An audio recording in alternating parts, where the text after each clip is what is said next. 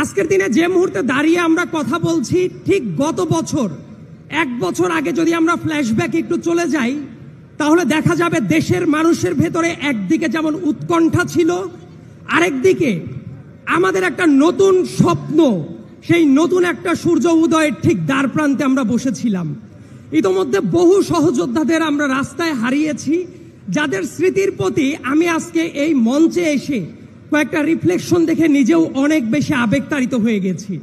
আমি যুবদলের কেন্দ্রীয় নেতৃত্বে যারা আছেন, মুন্না ভাই এবং নয়ন ভাইকে ধন্যবাদ জানাই আজকের এই প্রোগ্রামটার এত চমৎকারভাবে আয়োজন করার জন্য।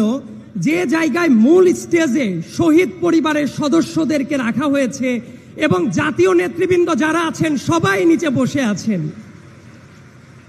এবং শহীদ পরিবারের প্রতি এই বাংলাদেশ জাতীয়তাবাদী দলের যে একটা কমিটমেন্ট, তার একটা রিফ্লেকশন এই মঞ্চ থেকেই হয়ে গেল বলে আমি মনে করি।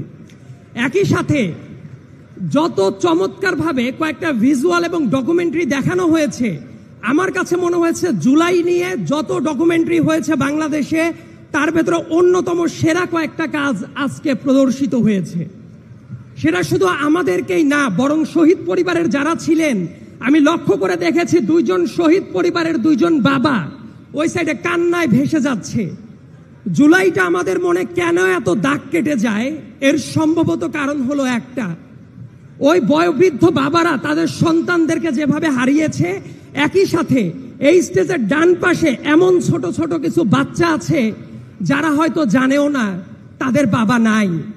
তারা যত বড় হতে থাকবে, একটা পর্যায়ে তারা শুনবে যে তাদের বাবা এই দেশ মাতৃকার জন্য শেখ হাসিনার ফ্যাসিবাদী রেজিমের বিরুদ্ধে নিজেদের রক্ত উৎসর্গ করে দিয়েছে দেশের মুক্তির জন্য। আমাদের সামনে বড় গুরু দায়িত্ব হলো এই যে বাচ্চাগুলো তারা জানে না তাদের পরিবারের সদস্যদের হারিয়েছে, তারা যে বাবারা জানে না তাদের সন্তানেরা হারানোর পরে তাদের মনের ভেতরে কি ক্ষোভ, কি দাহ চলছে, সেই জায়গাটা প্রশমিত করার চেষ্টা করা।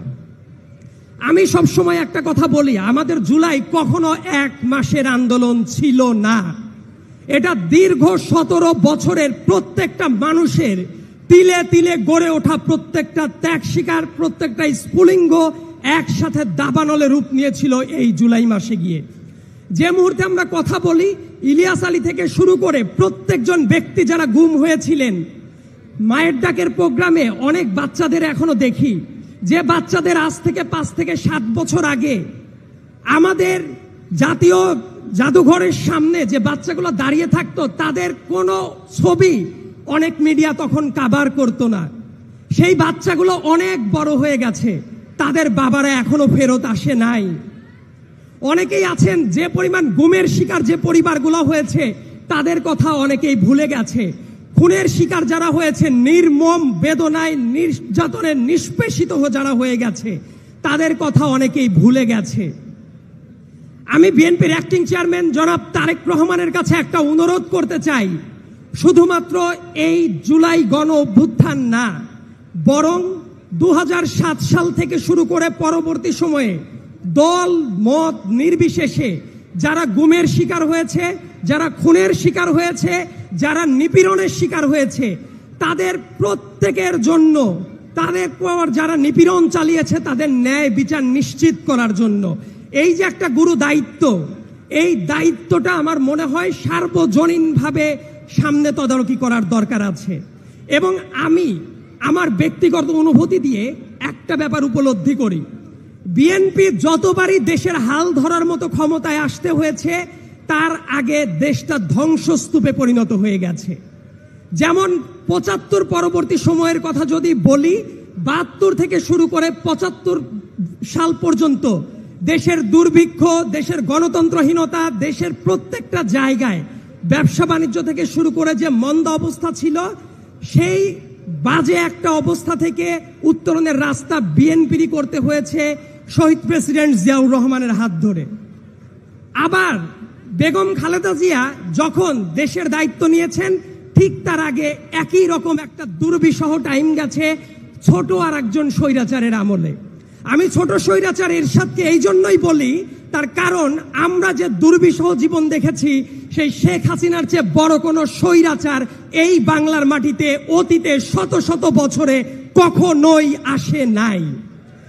এবং সামনের দিনে আরো একটা বারের মতো জনগণ যদি ভোট দিয়ে বিএনপিকে ক্ষমতায় আনে, ঠিক তার পূর্ব মুহূর্তে 15টা বছর আবার দেশে এই ক্যাটাগরির একটা ডিজাস্টার হয়ে গেছে।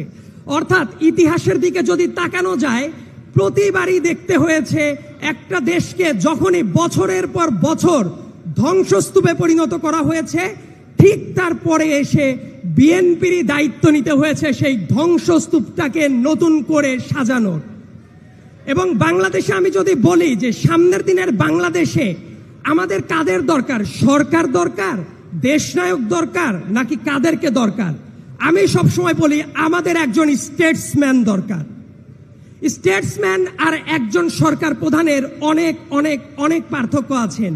এই বাংলাদেশে স্টেটসম্যান ছিলেন শহীদ প্রেসিডেন্ট জিয়াউর রহমান, কিন্তু দুর্ভাগ্যজনকভাবে উনি দেশকে যে সার্ভিসটা দিতে পারতেন, আমাদের দুর্ভাগ্য যে মাত্র 4 বছরের ভেতরে উনার জীবন প্রদীপ নিভিয়ে দেওয়া হয়েছিল।